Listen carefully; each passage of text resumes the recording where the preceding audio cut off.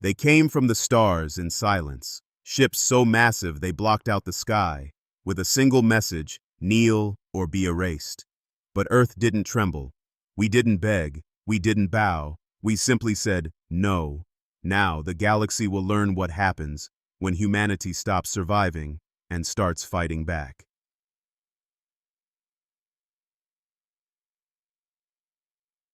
The day the stars went silent. The morning Sarah Mitchell decided to fix her neighbor's broken lawnmower was the same morning the stars went dark over Earth. She didn't know it yet, of course. She was too busy cursing at a stubborn carburetor in her garage, grease under her fingernails, wrench in one hand and coffee in the other. The radio played classic rock while she worked, drowning out the world beyond her small suburban sanctuary. Sarah Storm Mitchell had earned her nickname during 12 years of special operations across 3 continents. Now, at 38, she preferred the company of broken engines to broken governments. The transition from military precision to civilian chaos hadn't been easy, but she'd found peace in the honest simplicity of mechanical problems. Engines didn't lie, didn't have hidden agendas, and usually stayed fixed once you showed them who was boss. The first sign something was wrong came when her radio cut to static. Then every radio in the neighborhood did the same. Then every television, every phone, every electronic device capable of receiving a signal went silent simultaneously. Sarah looked up from the carburetor, wiping her hands on a rag that had seen better decades. The silence was wrong, not just quiet but empty in a way that made her old instincts prickle. She walked to her garage door and looked up at a sky that should have been normal blue but somehow felt different. Other neighbors were emerging from their houses, looking around with the same confused expression she probably wore. That's when the shadow fell. It started as a darkness at the edge of vision, like a cloud passing over the sun. But this shadow was too big, too geometric, too perfectly positioned to be natural. Sarah's military training kicked in as she recognized the unmistakable outline of something massive in low orbit. Ships, dozens of them, each one larger than anything humanity had ever built. Mrs. Henderson from across the street dropped her watering can. Mr. Peterson stopped mowing his lawn mid-stripe. Children pointed upward while their parents grabbed them closer. The shadow ships hung motionless above Earth like a judgment waiting to be delivered. Sarah didn't wait for an official announcement. She knew what this was. First contact, and it didn't look friendly. The silence stretched for exactly 17 minutes. Sarah counted, her internal clock still military precise. Then every screen on Earth flickered to life simultaneously. Televisions in homes, digital billboards on highways, computer monitors in offices, even smartphones that had been dead moments before. All showed the same image. The creature that appeared was tall, elegant in the way that predators are elegant. Its skin was pale silver, almost luminescent, stretched over a frame that suggested both intelligence and deadly capability. Multiple arms moved with fluid grace, and eyes like molten gold studied the camera with the patience of something that had waited millennia to deliver this message.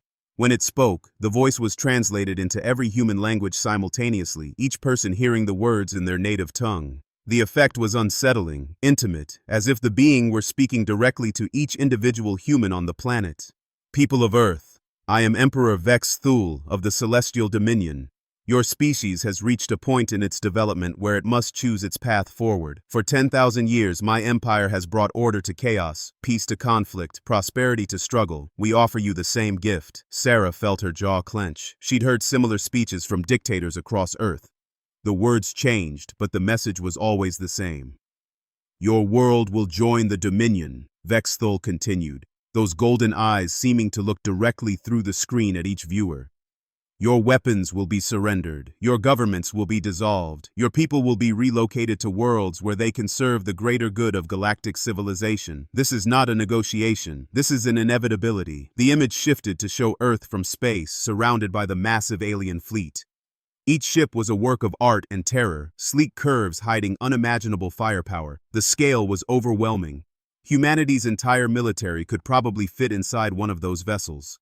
You have shown promise as a species, Vex Thul's voice returned. Your capacity for innovation, your drive to explore, these qualities have value. Under Dominion guidance, humans will find purpose greater than the petty conflicts that have defined your history. You will know peace. Sarah snorted. She'd seen that kind of peace before. The peace of the grave, the peace of surrender, the peace that came when you stopped fighting because there was nothing left to fight for. Resistance is futile and will result in unnecessary suffering, the Emperor continued.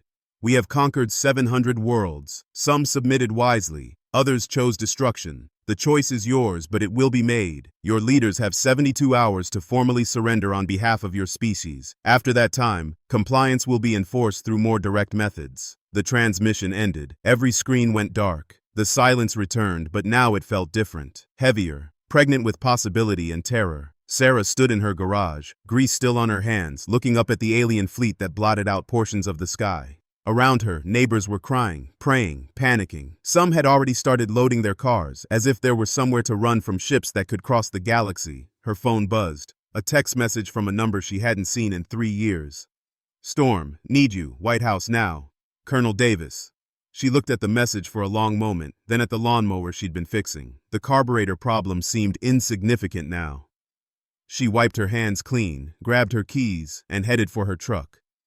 As she drove toward whatever was left of the federal government, she passed churches with overflowing parking lots, stores being emptied by panicked crowds, and military convoys racing toward positions that probably wouldn't matter. The radio crackled back to life as she drove, carrying fragments of emergency broadcasts from around the world. The United Nations was in emergency session. World leaders were being evacuated to secure locations. Religious figures were calling for prayer, peace, and preparation for the end times. Sarah turned off the radio. She'd heard enough. The journey to Washington took 6 hours through traffic that ranged from apocalyptic to abandoned. Military checkpoints waved her through when they saw her credentials. The closer she got to the Capitol, the more organized the response became. Whatever chaos was happening in the civilian world, someone was trying to maintain order where it mattered. The White House bunker was exactly as she remembered from her briefings years ago. Concrete walls, fluorescent lights, and the smell of recycled air and stress sweat. Colonel Davis met her at the security checkpoint, looking older than his years and tired in a way that spoke of sleepless nights and impossible decisions. "Storm," he said, offering a hand she shook firmly. "Thanks for coming." "Like I had somewhere else to be," she replied. "What's the situation?" Davis led her through corridors bustling with activity. Military personnel, intelligence analysts, and politicians moved with the controlled urgency of people trying to solve an unsolvable problem. The president's meeting with world leaders now. Secure conference. The alien fleet isn't just here. They've got ships over every major population center on Earth. Moscow, Beijing, London, Tokyo, all of them. "Hostages," Sarah said. "Exactly. They're not just threatening Earth. They're threatening every city that matters. Any aggressive move we make, they can wipe out millions before we could respond." They entered a briefing room where screens showed satellite feeds of the alien ships. Up close, they were even more intimidating. Each vessel was a masterpiece of technology that made humanity's best efforts look like children's toys. "What do we know?" Sarah asked. "Not much. They appeared simultaneously in orbit 36 hours ago. No warnings, no prior contact, no gradual approach. Just there, like they teleported into position. Our best estimates put their smallest ships at twice the size of an aircraft carrier. The largest ones?" Davis gestured at a screen showing a vessel that dwarfed entire cities. "We don't have words for what those are." Sarah studied the images, her tactical mind automatically analyzing angles of attack, defensive positions, weak points. It was a hopeless exercise. You couldn't fight something like this with conventional weapons. "Any communication attempts?" she asked. "They ignore everything except their broadcast schedule. Every 12 hours, Emperor What's-His-Name comes on every screen on Earth and repeats the same message. Submit or be destroyed. 72 hours to decide. 24 hours left now." The door opened and President Harrison entered, followed by his security detail and senior staff. Sarah had met him once during a classified briefing years ago. He looked older now, grayer, carrying the weight of a decision no human leader should have to make. "Captain Mitchell," the president said, recognizing her immediately. "I'm told you're someone who specializes in impossible situations." "I've had some experience with long odds, sir," Sarah replied. "Good, because we're about to need every advantage we can find." The president gestured to the screens around them. "The UN Security Council has been in session for 18 hours. NATO command is recommending immediate surrender. The Joint Chiefs are split between negotiation and resistance. Everyone's looking for someone else to make the call." Sarah felt the familiar calm that came before action. The chaos of uncertainty was focusing into the clarity of decision. "What are you thinking, Mr. President?" President Harrison looked at her with eyes that had aged years in the past 2 days. "I'm thinking about what my predecessor said when the Japanese demanded our surrender in 1941. I'm thinking about what Churchill said when the Nazis were bombing London. I'm thinking about every time in human history when someone with superior firepower told us to kneel, and we said no. Sir? Colonel Davis prompted. The president stood straighter, and Sarah could see the decision crystallizing in real time. We're not surrendering, we're not negotiating, we're going to tell them exactly what humans do when someone threatens our home. Sarah felt a smile tug at the corner of her mouth. What do you need from me? I need you to figure out how to fight gods with slingshots, the president said. I need you to find a way to hurt something that's never been hurt before. I need you to show them that humans don't kneel.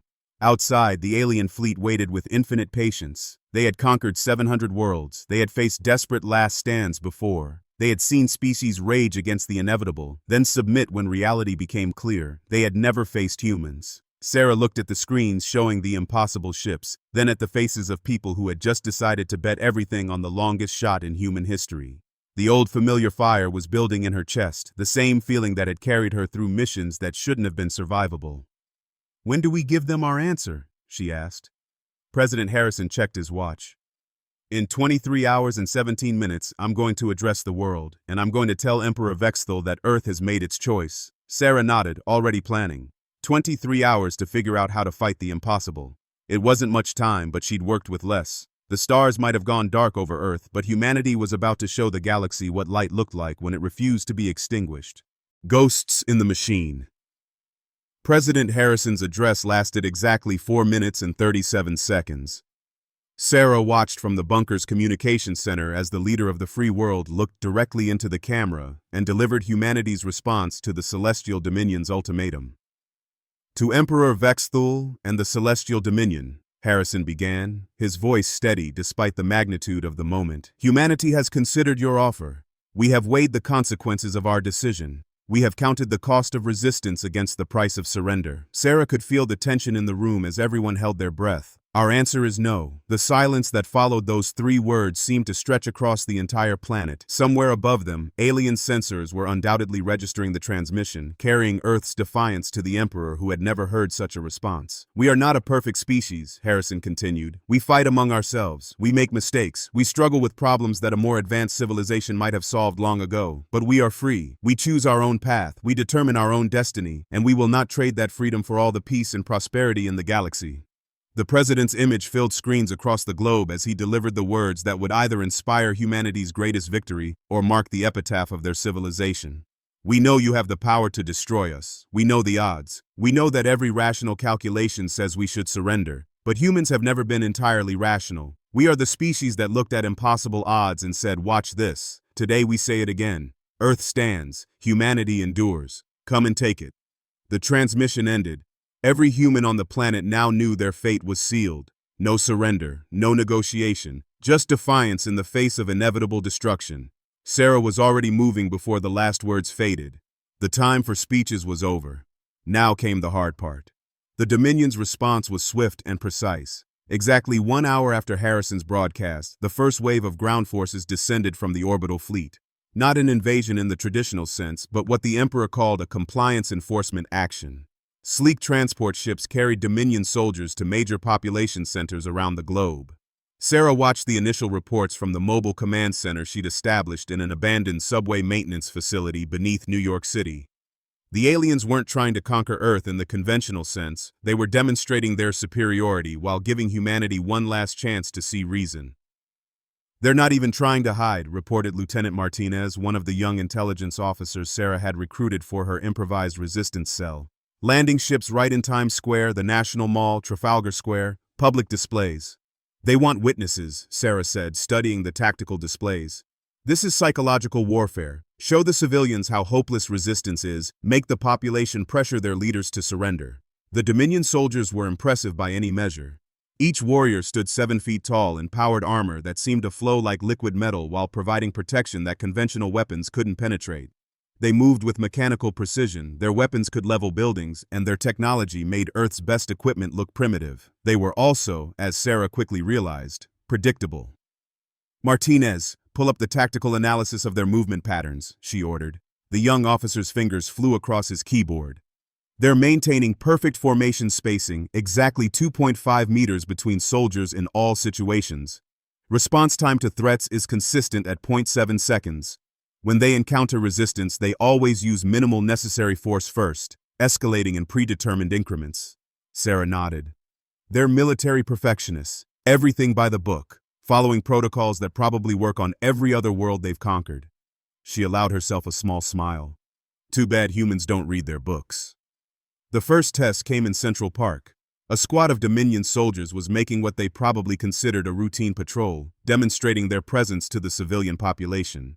They moved in their perfect formation, weapons at ready, scanning for threats according to their tactical programming. Sarah's team hit them with rubber balls, not weapons, not explosives, just thousands of brightly colored rubber superballs released from the trees above the patrol. The balls bounced off the aliens' armor harmlessly, but the chaos they created was magnificent. Dominion soldiers stumbled as balls bounced unpredictably around their feet.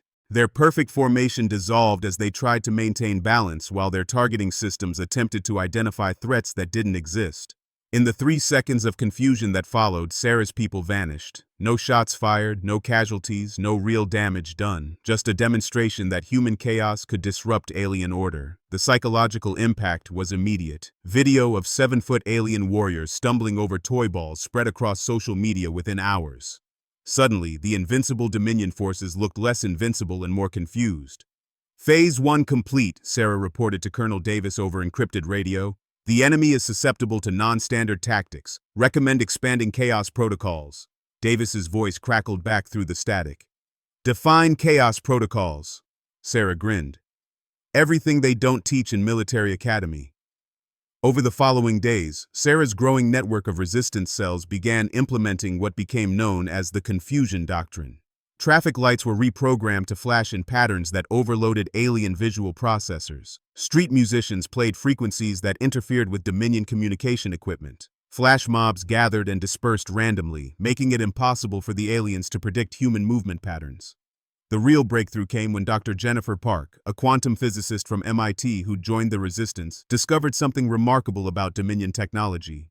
Their systems are incredibly advanced, but they're also incredibly integrated, Park explained during a briefing in the subway tunnels. Everything connects to everything else through quantum entanglement networks. It makes them incredibly efficient, but it also creates a vulnerability. Sarah leaned forward. What kind of vulnerability? Cascading failure potential. If we can introduce the right kind of interference into their network, it could propagate through their entire system. Think of it like a computer virus, but for quantum-entangled alien technology. Can we build something like that? Park smiled. I've been working on it. The trick is that we need to get close enough to one of their communication nodes to introduce the interference directly, and we need to do it without them realizing what we're doing until it's too late. The opportunity came during what the Dominion called a pacification sweep of Lower Manhattan. 3 squads of alien soldiers were methodically moving through the subway system, searching for resistance cells and demonstrating their ability to root out human holdouts.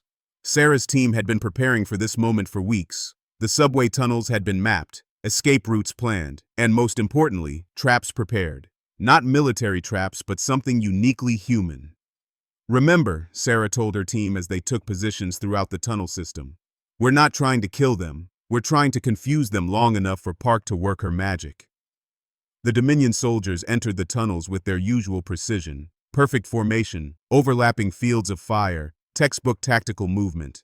They were prepared for human resistance fighters armed with stolen weapons or improvised explosives. They were not prepared for the New York City Ballet. Sarah had recruited 24 professional dancers, each equipped with wireless headphones and reflective costumes. As the alien patrol moved through the main tunnel, the dancers emerged from side passages and began performing a carefully choreographed routine around the confused soldiers. The Dominion warriors froze, their threat assessment protocols unable to categorize dancing humans as either combatants or non-combatants. Their weapons tracked back and forth as the dancers spun and leaped around them, never quite close enough to be considered hostile, never quite far enough away to be ignored. While the aliens stood paralyzed by indecision, Dr. Park slipped through a maintenance hatch directly above their communication specialist. Her quantum interference device, about the size of a smartphone and held together with duct tape and determination, attached to the alien's equipment with a soft click. Package delivered, Park whispered into her radio. Dancers, take a bow, Sarah ordered.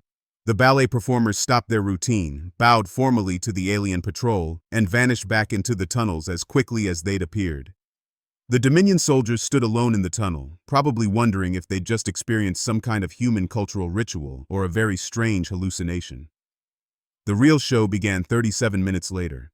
Park's quantum virus spread through the Dominion's communication network like wildfire through dry grass. It didn't destroy their systems, but it introduced just enough chaos to make their perfect coordination impossible. Orders were delayed by microseconds.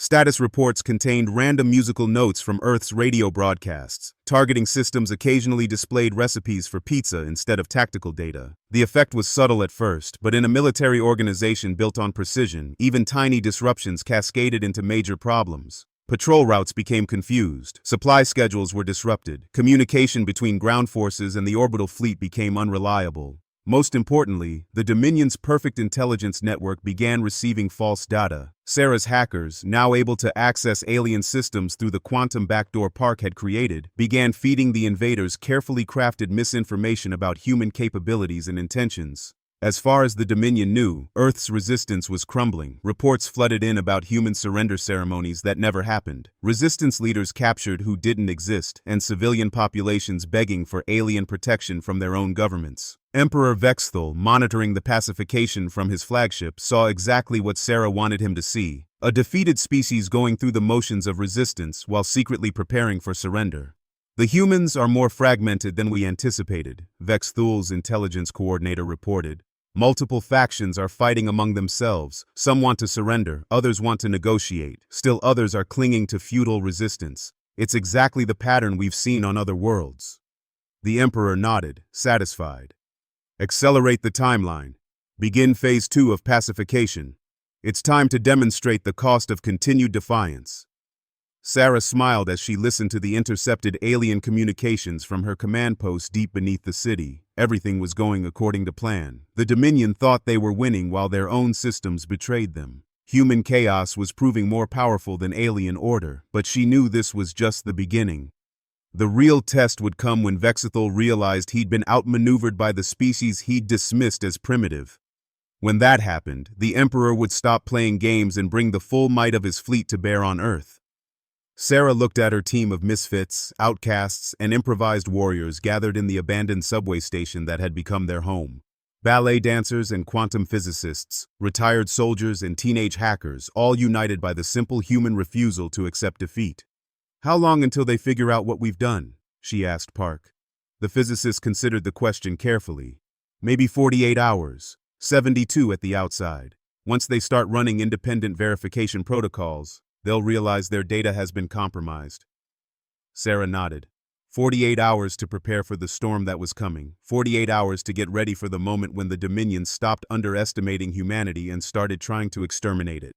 Above them, alien ships continued their pacification operations, confident in their eventual success. They had no idea that they were being systematically undermined by a species that had turned chaos into an art form. The real war was about to begin. Part 3. The Thunder of Defiance.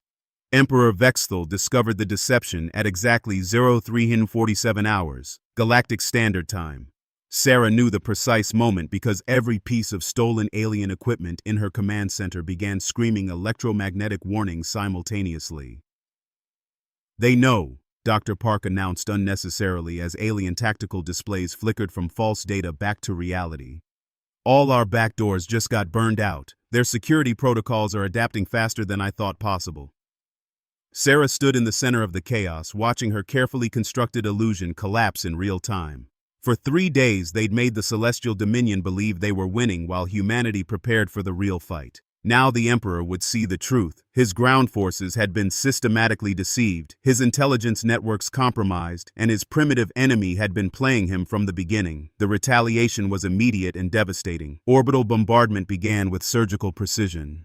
Every location the Resistance had used, every safe house, every communications relay Sarah's people had established, disappeared in pillars of superheated plasma that fell from the sky like the wrath of an angry god. The aliens weren't trying to conquer anymore, they were trying to exterminate. "All units, execute Dispersal Protocol 7, Sarah ordered into her emergency radio as the tunnel around them shook from impacts above. "Ghost formation. No more than 2 people together. We go dark until I give the all clear.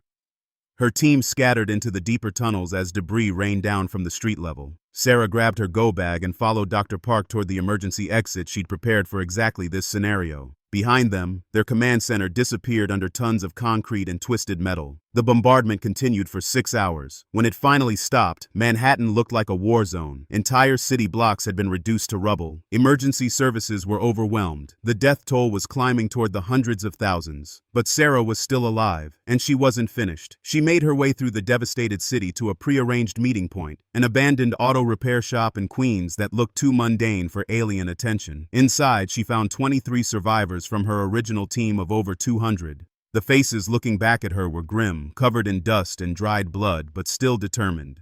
"Status report," she said simply. Lieutenant Martinez, nursing a broken arm, spoke first.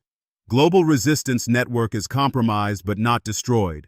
We're getting scattered reports from cells worldwide. London, Tokyo, Moscow are all reporting similar bombardments. Conservative estimate, we lost 60% of our operational capacity in the last 6 hours. Dr. Park looked up from a tablet she'd been furiously typing on. The quantum virus is still active in their secondary systems, but they've isolated it. We have maybe 12 hours before they purge it completely. Sarah nodded, processing the information. They'd hurt the Dominion, embarrassed them, proven that humans could fight back against impossible odds. But now the aliens were done playing games. The next phase would be total war. "What about the orbital situation?" she asked. "No change," Martinez replied. "Their fleet is still in position. If anything, they've moved closer, tighter formation around Earth. They're not planning to leave any survivors this time." Sarah walked to the grimy window and looked up at the afternoon sky. Somewhere above the clouds, Emperor Vexthul was probably planning humanity's final extinction. The traditional approach would be systematic bombardment of every population center, followed by atmospheric poisoning or some other method of ensuring complete extermination. That's what any reasonable military commander would do when facing an enemy that had proven capable of asymmetric warfare. But Sarah was counting on the Emperor's pride. "Park, how much of the alien technology did we manage to salvage before the bombardment?" she asked. The physicist gestured to several crates stacked in the corner of the garage. 3 intact communication units, fragments from 2 power sources, and 1 complete environmental suit from that patrol we ambushed in Brooklyn. Why? "Because we're going to use it to get aboard their flagship." The silence that followed her statement was profound. Martinez was the first to break it. "Storm, that's suicide. Even if we could somehow reach their ship, even if we could get aboard without being detected, there's no way we could fight our way to their command center. They've got thousands of soldiers up there." Sarah smiled, the same expression she'd worn before every impossible mission she'd ever survived. "Who said anything about fighting our way anywhere? We're going to walk in the front door."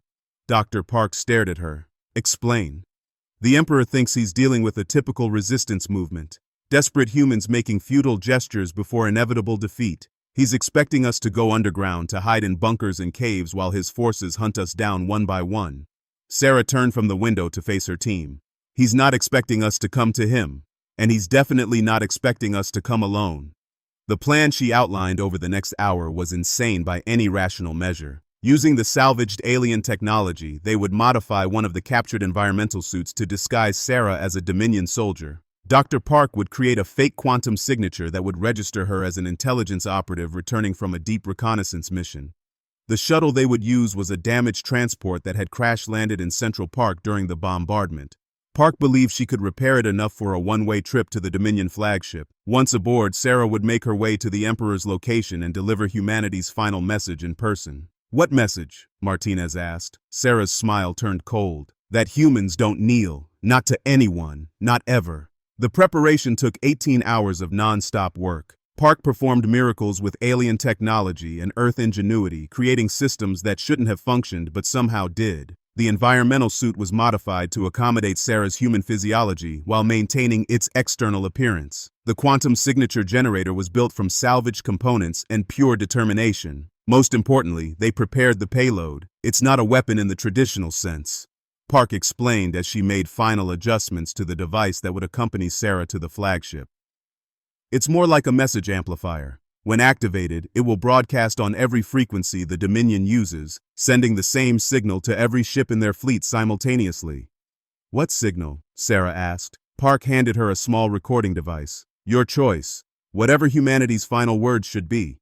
Sarah looked at the device for a long moment, then pocketed it without listening to what she'd recorded the night before. Some things were better saved for the right moment. The launch was scheduled for dawn, when the Dominion's patrol patterns would create a brief window of opportunity. Sarah stood in the salvaged alien armor, looking through the helmet's display at her team of survivors. "If I don't make it back," she began. "You'll make it back," Martinez interrupted. "You always do." Sarah nodded, not because she believed it, but because her people needed to believe it. She climbed into the patched-together shuttle, ran through the abbreviated pre-flight checklist Park had prepared, and lifted off from the ruins of Earth toward the alien fleet waiting above. The shuttle performed better than anyone had expected. Park's repairs held together as Sarah navigated through the debris field that had once been Earth's satellite network. The fake quantum signature worked perfectly, registering her approach as a returning reconnaissance operative rather than an enemy infiltrator. The Dominion flagship was magnificent and terrible, a kilometers-long expression of imperial power that dwarfed anything humanity had ever imagined. Docking bays along its hull could have held entire cities. Weapon emplacements bristled from every surface like the spines of some cosmic predator. Sarah docked at a secondary bay, her fake credentials automatically accepted by systems that had no reason to suspect deception. The gravity was heavier aboard the alien ship, the atmosphere thick with unfamiliar scents and the hum of technology beyond human understanding, but she'd been in enemy territory before. Sarah moved through the ship's corridors with the confidence of someone who belonged there. The alien armor was uncomfortable but functional, and the translation matrix built into her helmet allowed her to understand the conversation she overheard from passing Dominion personnel. The ship was buzzing with activity. Crews were preparing for what they called the final cleansing protocol. Sarah's blood ran cold as she listened to casually discussed plans for atmospheric incendiaries that would render Earth uninhabitable for millennia.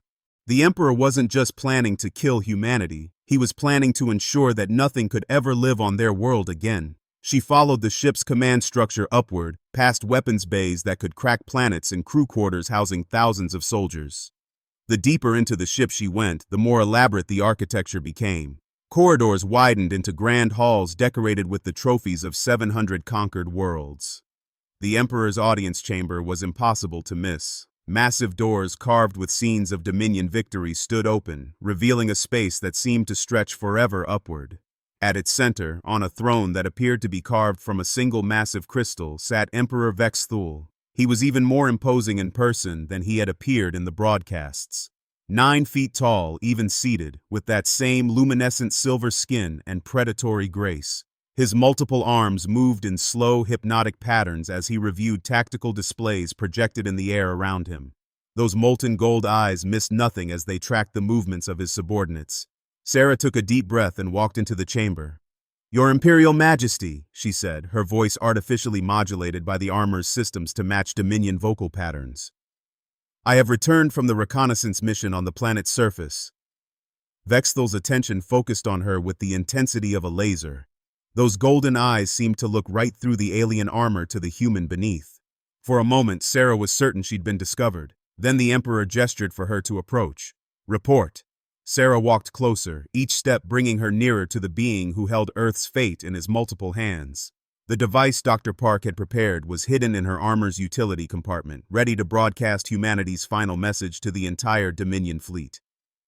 "The human resistance has been completely neutralized," she reported, using intelligence she'd gathered during her infiltration. "Their leadership structure has collapsed. Population centers are requesting terms of surrender." Vexthul nodded slowly. As expected, the species showed some creativity, but creativity without power is merely entertainment. He leaned forward slightly. "Tell me, what did you observe about their final moments? How do humans face extinction?" This was the moment Sarah had been preparing for since the plan began. She reached slowly toward her utility compartment, ostensibly to retrieve a datapad but actually to arm the broadcasting device. "They face it the same way they've faced everything else, Your Imperial Majesty," she said, her hand closing around the activation switch. "They refuse to kneel." Sarah triggered the device and ripped off her helmet in the same motion, revealing her human face to the shocked Emperor.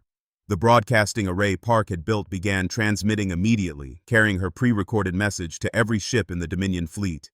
Alarms began sounding throughout the massive vessel as security systems registered an unauthorized human presence in the Emperor's chamber. Dominion guards moved to surround Sarah, their weapons trained on her from a dozen angles, but Vexthul held up one hand, stopping them from firing. Those golden eyes studied Sarah with something that might have been curiosity or might have been respect. "You are the one they call Storm," he said. It wasn't a question. "Captain Sarah Mitchell, United States Army, retired," she replied formally. "And you are the would-be conqueror who just learned that humans don't surrender." The Emperor's expression was unreadable as Sarah's recorded message began playing throughout his fleet. Her voice, speaking in clear, uncompromising English, reached every Dominion soldier and crew member simultaneously. "People of the Celestial Dominion, this is Captain Sarah Mitchell of Earth. You came to our world expecting us to kneel before your superior technology, your ancient empire, your overwhelming force. You thought we would see the futility of resistance and submit to your rule like the 700 worlds before us. You were wrong. Humans have never been the strongest species. We're not the smartest or the most advanced or the most unified. We're chaos and contradiction, hope and stubbornness, dreams and defiance all wrapped up in fragile flesh and bones. But we are free, and we will die free rather than live as slaves. You want to know what makes humans special? It's not our technology or our weapons or our tactics. It's this. When someone with a bigger stick tells us to kneel, we look them in the eye and say, 'Make me.' We are the species that looked at the impossible and decided to try anyway. We are the children of rebels and dreamers, explorers and fighters. We are the ones who turned chaos into courage and made defiance into an art form. You can destroy our cities, you can kill our bodies, you can reduce our world to ash and radiation, but you cannot break the thing that makes us human, our absolute, irrational, magnificent refusal to accept defeat. So come and take us if you can. Come and try to make us kneel. Come and learn what 700 other worlds should have taught you, that some things are worth dying for, and freedom is the most important thing of all. Earth stands, humanity endures, and we will never, ever kneel." The message ended, leaving the Emperor's chamber in profound silence. Vexthul stared at Sarah with an expression she couldn't read, while his guards waited for orders that didn't come. Finally, the Emperor spoke. "You came here to die." "I came here to deliver a message," Sarah replied. "Mission accomplished." Vexthul rose from his throne, his full height making him tower over even his tallest guards. He walked slowly down the steps until he stood directly in front of Sarah, close enough that she could see her reflection in those molten gold eyes. "In 10,000 years of conquest," he said quietly, "no species has ever infiltrated my flagship. No enemy has ever stood in this chamber and defied me to my face. No world has ever made me question the righteousness of empire." Sarah met his gaze without flinching. "There's a first time for everything." The Emperor was silent for a long moment. Then, to everyone's shock, he began to laugh. It was a sound like crystalline bells mixed with thunder, beautiful and terrible at the same time. "You magnificent, impossible, chaotic little species," he said. "You have no idea what you've done, do you?" Before Sarah could respond, Vexthul turned to his guards. "Release her." The weapons lowered, but the confusion in the chamber was palpable. The Emperor walked to one of his tactical displays and gestured for Sarah to join him. "Look," he commanded. The display showed the Dominion fleet in orbit around Earth, but something was wrong. Ships were breaking formation, moving away from the planet, some actually departing the system entirely. "Your message is spreading through my fleet faster than my communications officers can contain it," Vexthul explained. "For the first time in millennia, my soldiers are questioning their orders. Some are refusing to participate in the final cleansing protocol. Others are requesting transfers to distant sectors." Sarah stared at the display in amazement. "Why?" "Because," the Emperor said with something that might have been admiration, "you reminded them of something they had forgotten. Every species in my empire was once like you, free, defiant, unwilling to kneel. We conquered them not because they were weak, but because they eventually chose survival over freedom." He turned to face her again. "But you didn't choose survival. You chose to send one woman with an impossible message to remind the galaxy what courage looks like." Sarah felt her heart pounding as she began to understand what was happening. "You're calling off the attack." "I'm calling off the entire invasion," Vexthul corrected. "Earth will remain unconquered. Not because you defeated us in battle, but because you defeated us in something far more important. You defeated us in spirit." The Emperor walked back to his throne, but didn't sit. Instead, he looked out through the massive viewport at the blue world spinning below. "The Celestial Dominion has grown stagnant," he said quietly. 10,000 years of unchallenged conquest have made us complacent. We had forgotten that the greatest victories are not won through force, but through the refusal to be broken." He turned back to Sarah one final time. Tell your people that Earth has earned something no world has possessed in a millennium, the respect of the celestial dominion. We will not conquer you. We will not enslave you. Instead, we will watch with great interest to see what impossible things you do next." Sarah felt tears she hadn't realized were there running down her face. "Just like that? You're leaving?" "Just like that," Vexithol confirmed. "Though I suspect this is not goodbye forever. Humans have a way of making the impossible seem inevitable. I expect we will meet again someday, as equals among the stars." The journey back to Earth felt like a dream. Sarah's shuttle was escorted by a full Dominion honor guard, and her landing in Central Park was witnessed by millions of humans who had expected to see orbital bombardment resume at any moment.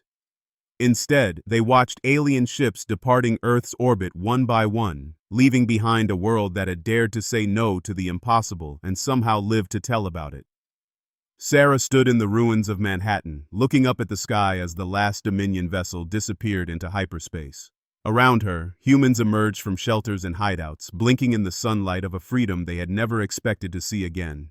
Dr. Park was the first to reach her, followed by Martinez and the other survivors of her resistance cell. They stood together in the debris-strewn park, a small group of humans who had faced gods and lived to tell the tale.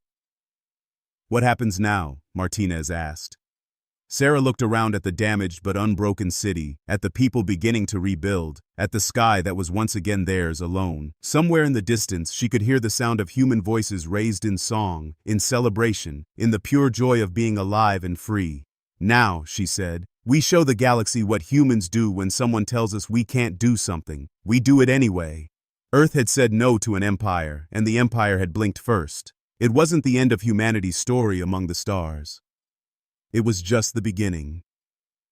And somewhere in the galaxy, other species who had long ago surrendered their freedom began to wonder, if humans could stand up to the celestial dominion and win, what other impossible things might be possible? The age of human expansion into the galaxy had begun not with conquest, but with the simple, stubborn refusal to kneel. And the universe would never be the same.